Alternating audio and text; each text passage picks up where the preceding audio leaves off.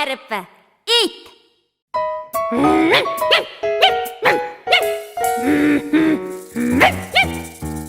Итпін үйді күшеткен, ойнап допты әкелген. Жоқ менен адал достың, иттің шындығы осы.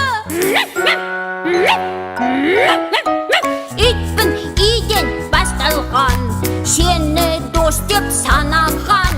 Иден бастап кім десең, итпін деген, итпін ғой мен деген. Иә, сенің досығынан.